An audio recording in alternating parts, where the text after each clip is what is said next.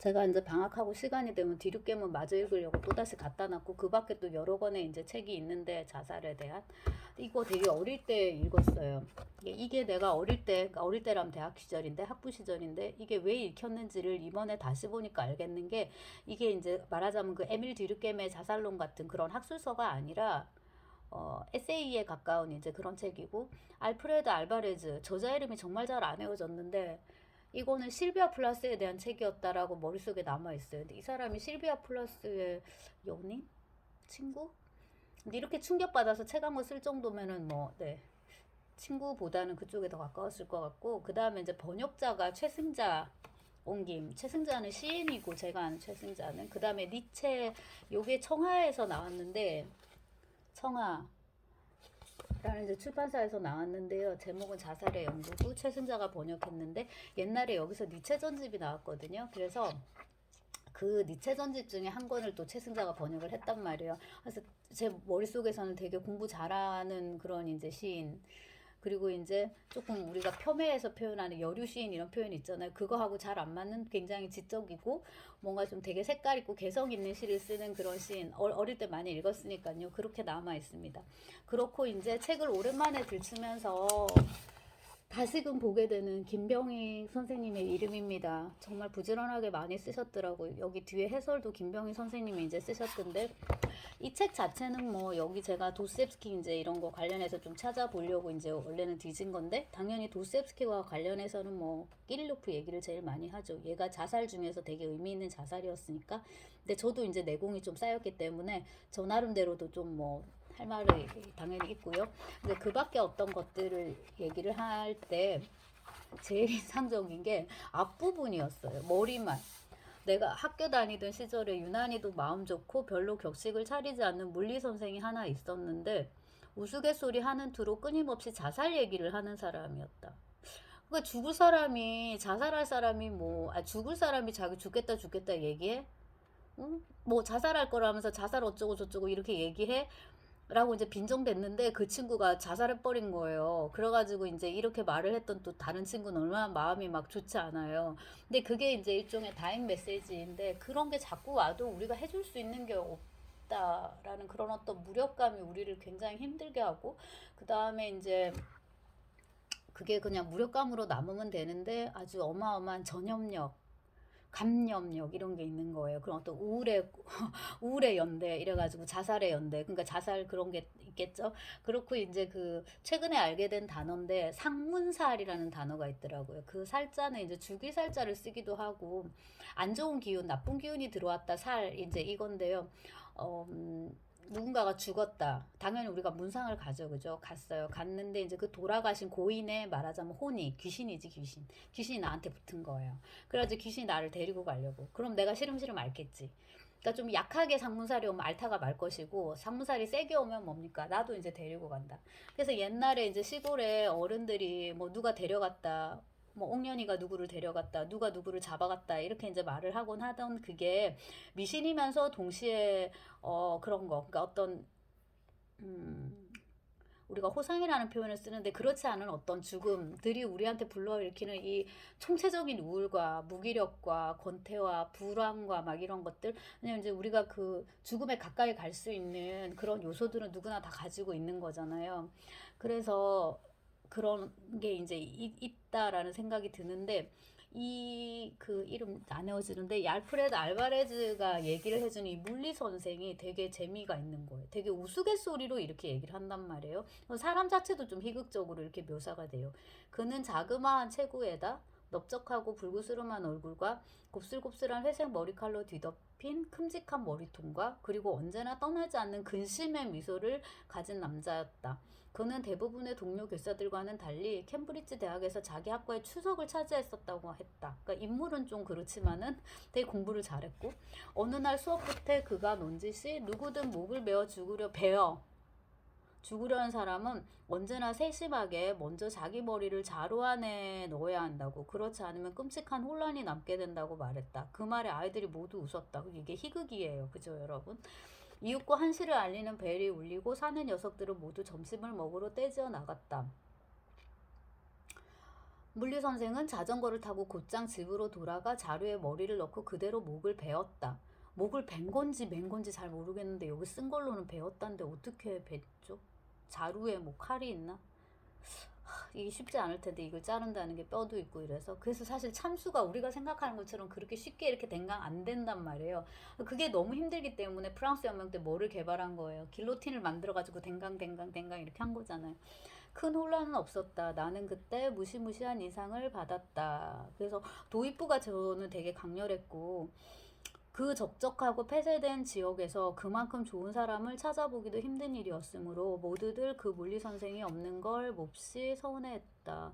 그런데 그 뒤를 이어 은밀히 떠도는 온갖 소문들 가운데서도 내겐 그가 뭔가 잘못을 저질렀다는 생각은 추호도 떠오르지 않았다.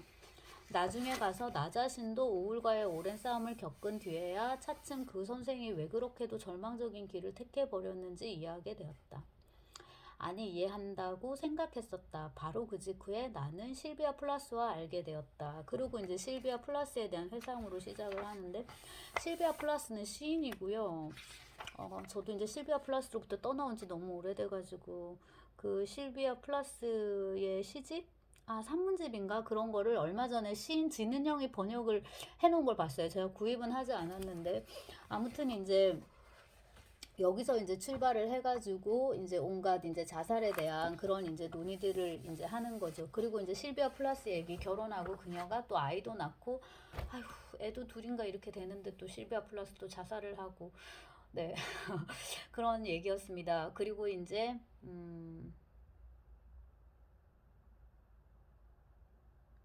자살 관련해서 이제 뉴스가 뜨거나 이러면 사람들이 자살할 사람이 저렇게 하나 뭐 이런 식의 댓글을 단단 말이에요. 예를 들면 자살할 고등학생이 어떤 고등학생이 자살했는데 자살할 고등학생이 그 직전에 문제집을 사냐 막 이런 식의 막 댓글들 물음들을 사람들이 많이 던진단 말이에요. 그럼 저는 댓글하고 대댓글을 되게 열심히 읽는다고 계속 말씀을 드리고 있는데 그 대댓글 중에 하나가 사람 속을 정말 모른다. 자살을 지금 하기 위해서 여관방에 들어가는 중이에요. 모텔방에 들어가는 중이에요. 다 준비를 하고 들어가는데도 여관비를 깎는 거예요. 모텔비를.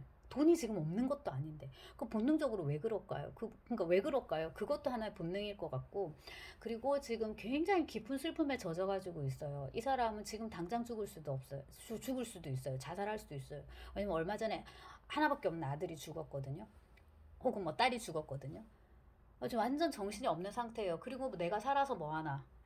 지금 당장 죽음이 찾아오면 얼씨구나 내가 가지. 뭐 이런 상태란 말이에요. 이렇게 정신줄을 이렇게 놓고 멍하니 있는 상태에서 갑자기 독사가 씩 하고 나타나가지고 이분의 다리를 꽉 깨물려 가면은 이 부분이 물어라 이러고 가만히 있겠어요? 아니면 에그머니나 이러고 화들짝 놀라면서 도망을 가겠냔 말이에요. 아마 그 후자가 아닐까 싶죠.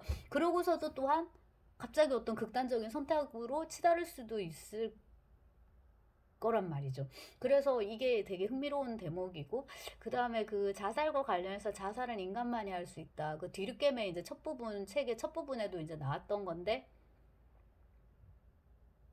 내가 이러이러한 행위를 하면은 내가 이거는 뭐야, 죽음에 이를 수 있다는 의식을 갖고서 해야지 그게 자살이거든요. 그러니까 동물들은 이제 그렇지 않기 때문에 어떤 행위에 어떠한 순간에서 그들이 보여주는 어떤 행동이 자살처럼 보일 수 있더라도 우리 인간의 관점에서 걔네들이 머릿속에 그 의식이 없는 상태에서 그 행동이 행해졌으면 그건 자살이라 보진 않는 거예요. 그래서 이제 어쨌거나 그 자살이란 행위를 할 수 있는 거는 우리인 것 같고 생명의 경이로움을 이제 느끼게 되면서 또한 동시에 그 생명을 우리 스스로 이렇게 끊는 이제 여기 선생님 같은 경우에 물리 선생님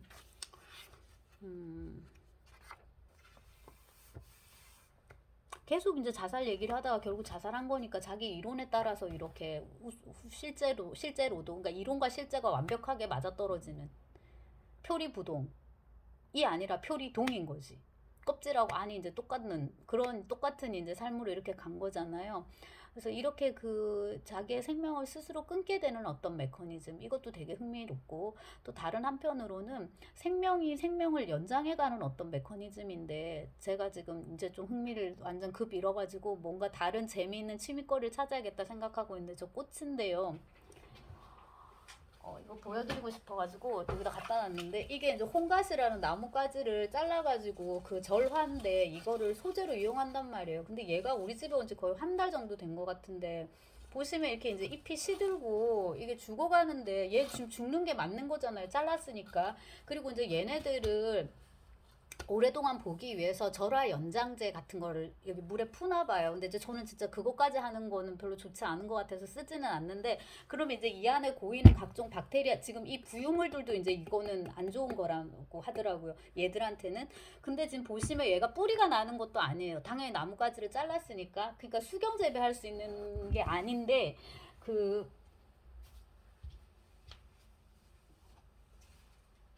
이게 이제 스킨답 소스인가?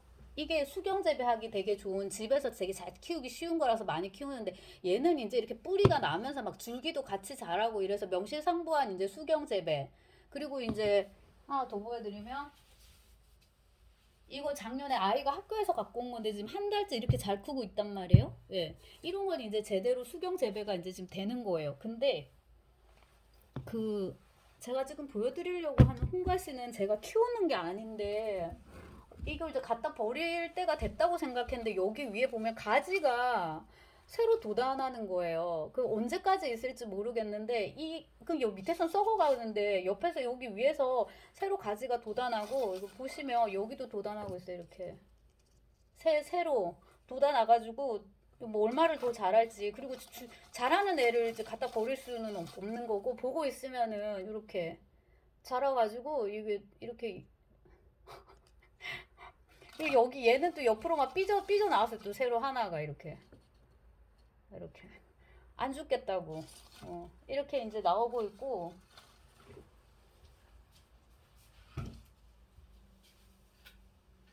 이것도 이제 꽃꽂이에서 되게 많이 쓰이고 그 플로리스트 시험에 많이 나오는 소재라고 하더라고요. 이거는 루스커스라는 이름의 이제 또 나무겠죠. 풀 나무 이런 건데 좀 밑에 좀 썩어서 제가 짓물러서 이제 잘라줘야 될 것 같은데, 얘도 되게 오래 가요. 그리고 이제 얘의 특징 중에 하나는 잎에 보면 뭔가 하얀 점 같은 게 있는데 이게 꽃이랍니다.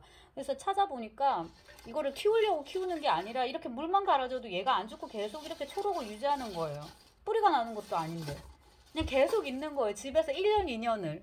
그래서 이런 거를 보면은 생명이 생명을 연장하려고 하는 그 집요함, 그런 거에 또한 놀라게 되고, 이게 쟤들이 어떤 의지가 있어서 그런 게 아니라, 그러니까 그 도킨스 표현대로 어떤 이기적인 유전자의 농간인 거잖아요. 근데 그 자살로 이렇게 마감을 하거나 아니면 어떤 그에 준하는 어떤 중병에 걸렸다 그러면은 자기가 조금 더 이렇게 의사하고 상의도 하고 약물 치료도 하고, 예를 들자면 수술이나 뭐 항암이나 뭐 그 밖에 다른 것들을 해가지고 조금씩 생명을 연장할 수 있을 거란 말이에요. 어차피 이제 불멸은 불가능하고 다 우리가 기대 여명을 이제 이렇게 늦추는 게 이제 핵심이라 치면은 그럴 수 있을 텐데, 어떤 유전자 혹은 어떤 뇌의 기전이 그로 하여금 그렇게 이제 중증 질환 앓고 있는 사람으로 하여금 그렇게 하는 것을 막고, 그냥 다 귀찮아 그냥 죽어버릴 거야 뭐 이렇게 되도록 하는지, 그런 것도 좀 생각을 하게 됩니다.